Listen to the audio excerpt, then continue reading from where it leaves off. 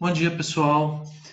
Atendendo aqui aos pedidos que vocês fizeram, eu vou postar essa aula aqui que é é, sobre o vestibular da PUC, né? Que costuma cobrar artigo de opinião ou carta argumentativa. Cada ano eles costumam, cada semestre, na verdade, né? Eles costumam cobrar um.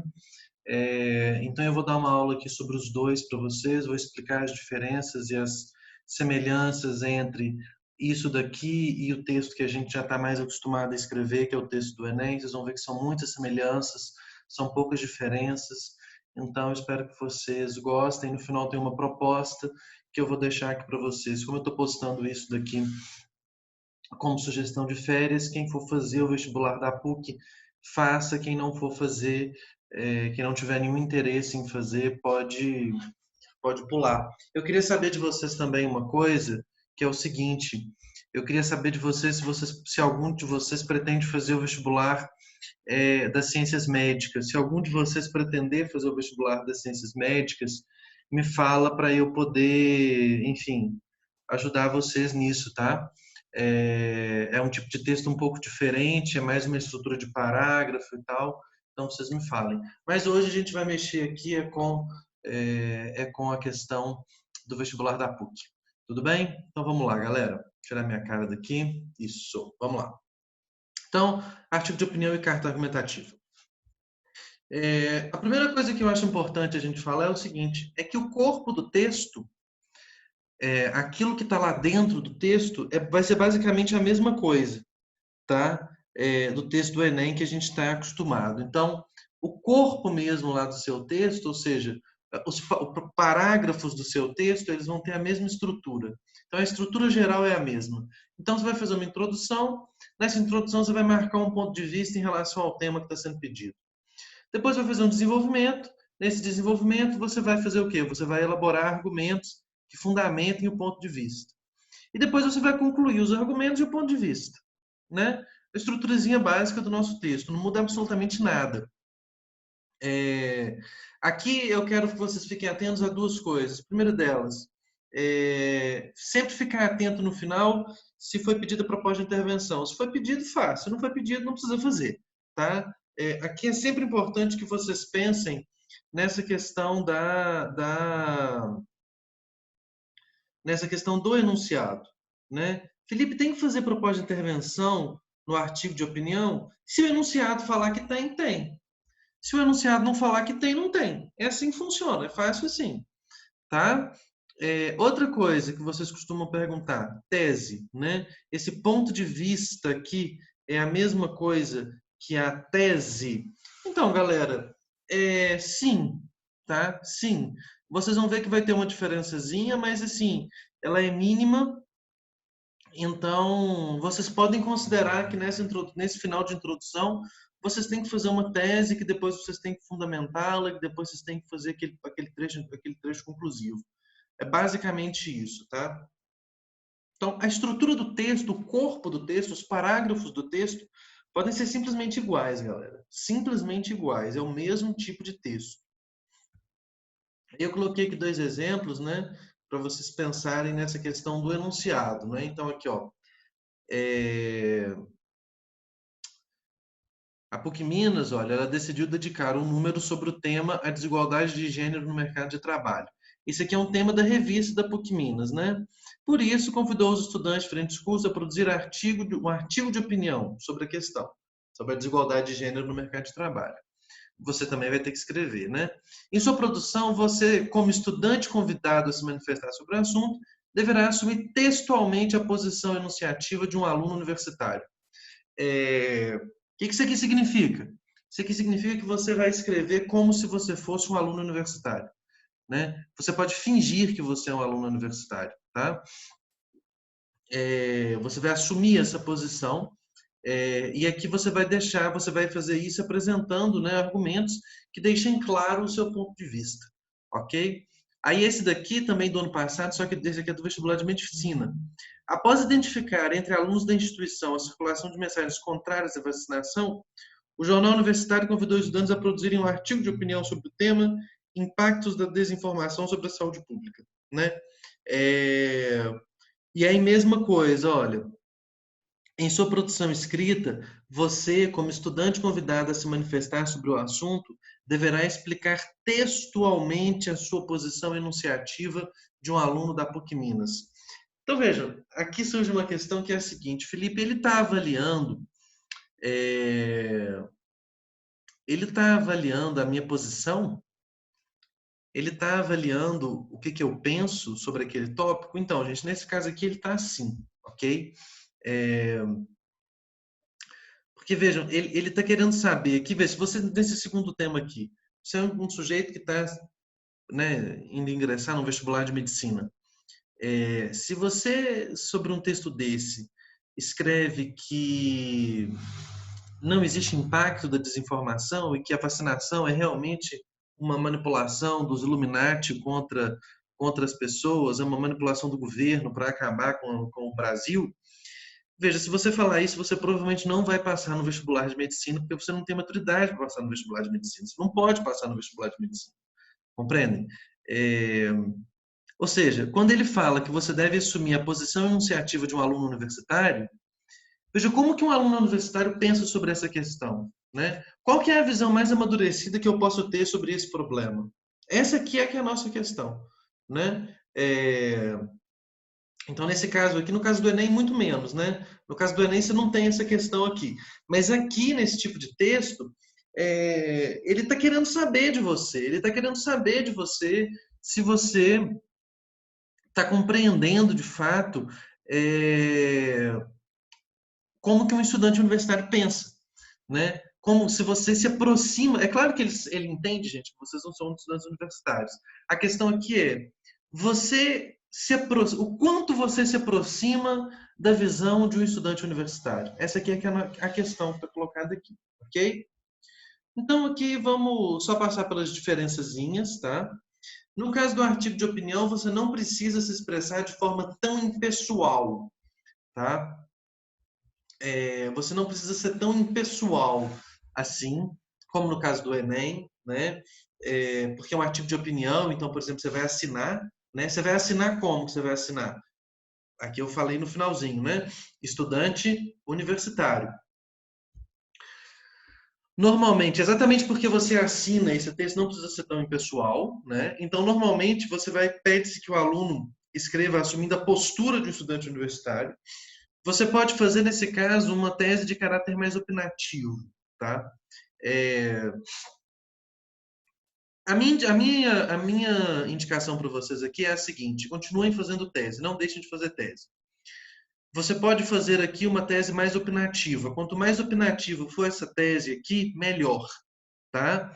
Se a sua tese é muito factual, você vai ter mais dificuldade para fazer isso daqui. Esse é um texto em que você pode defender um ponto de vista de forma mais apaixonada, tá? No texto do Enem, isso não é muito indicado. No texto do Enem, é bom que você pode defender de forma apaixonada, mas você também precisa ser dissertativo, então você não pode cair tanto assim para o lado da opinião. Aqui você pode cair um pouco mais. Mas, mais uma vez, gente, minha dica do coração para vocês: continuem fazendo tese nesse texto. Não imagine que porque esse é um artigo de opinião, você pode não fazer uma tese.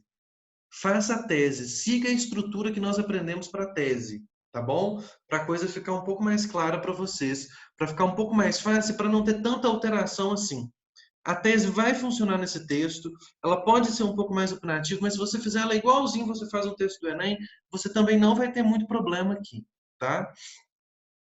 Só siga a estrutura, né? Assine, coloque título, esse tipo de coisa. A carta argumentativa tem algumas outras especificidades, né? Então, primeiro, a carta argumentativa, gente, ela vai começar igual toda carta, ó. Belo Horizonte, 15 de março de 2020. Ponto. Né? Isso daqui é o cabeçalho da carta, né? Isso aqui está me dizendo de qual cidade eu estou e quando que eu estou escrevendo. Por que isso aqui tem que estar desse jeito, galera? Porque carta não é igual e-mail. E-mail chega em um instante e eu vejo a notificação no meu celular. Carta pode demorar, vamos dizer assim, pode demorar 4 dias para chegar, 5 dias para chegar, tá bom? Isso levando em consideração o nosso sistema postal de hoje. Uma carta há 100 anos atrás podia demorar 3 semanas para chegar num lugar. E quanto mais afastado do lugar, mais difícil é para que essa carta chegar. Então é o seguinte, a pessoa que está lendo a carta tem que saber exatamente quando que eu escrevi aquela carta, compreendem? Escrevi aquela carta no dia 15 de março de 2020. Ela pode ter chegado no dia 15 de junho, mas eu escrevi no dia 15 de março, tá certo? Depois eu faço um vocativo, né? Depois eu escrevo a pessoa com quem eu vou falar.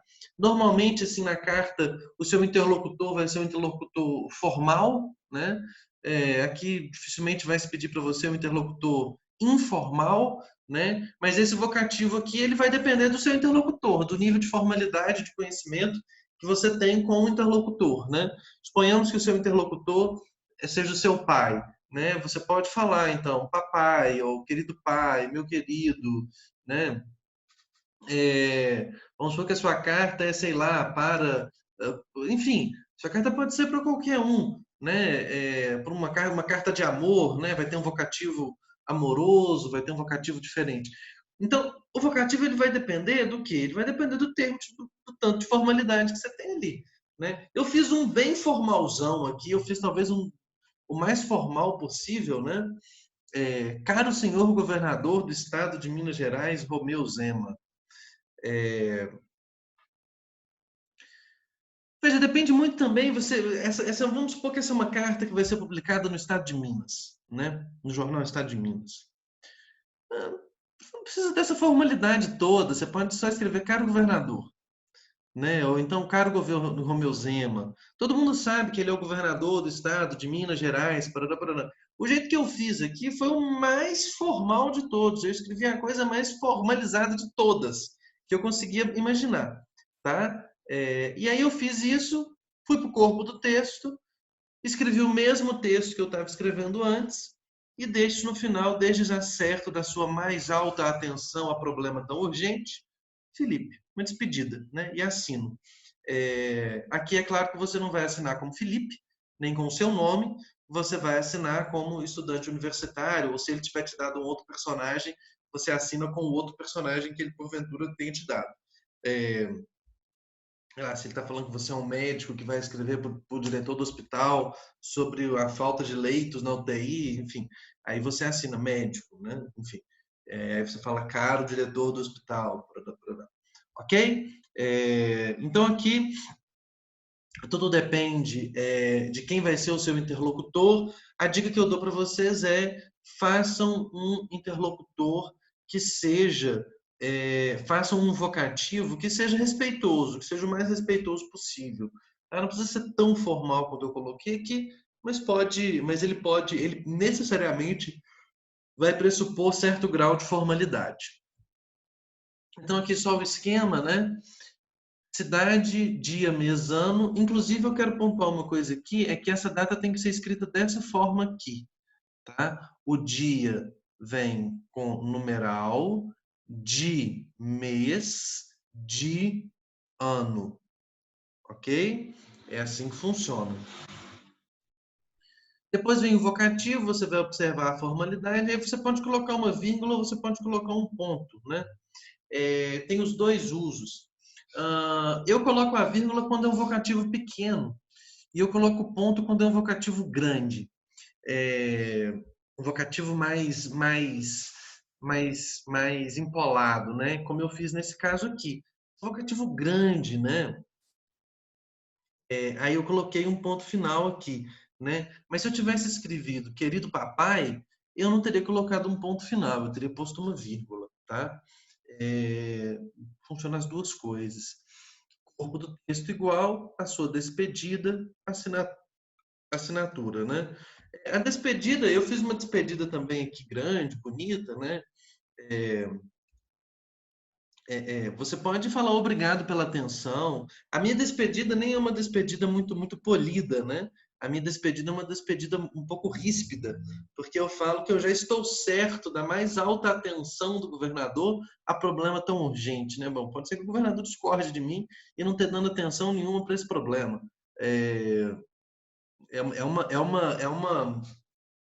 uma finalização meio ríspida, né? Você pode, de forma mais educada, dizer obrigado pela atenção, desde já grato pela sua atenção, né? Ou você pode ser ríspido, assim, um pouco como eu fui, e optar por essa despedida, tá? E aí depois a assinatura, ok? Então, esse é o esqueminha, basicamente, assim, desses dois textos.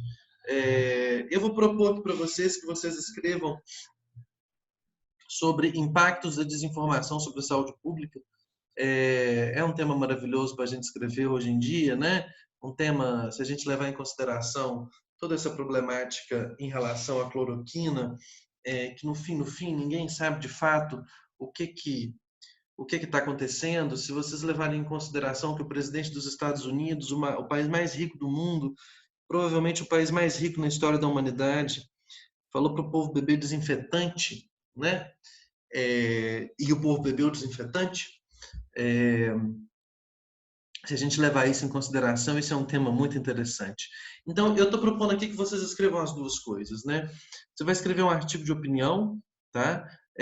Focando especificamente sobre os problemas que temos enfrentado durante a pandemia do coronavírus. Eu quero que nos dois textos vocês escrevam o texto sempre sob o ponto de vista mais atual possível, tá? Escrevam sobre coisas atuais, né?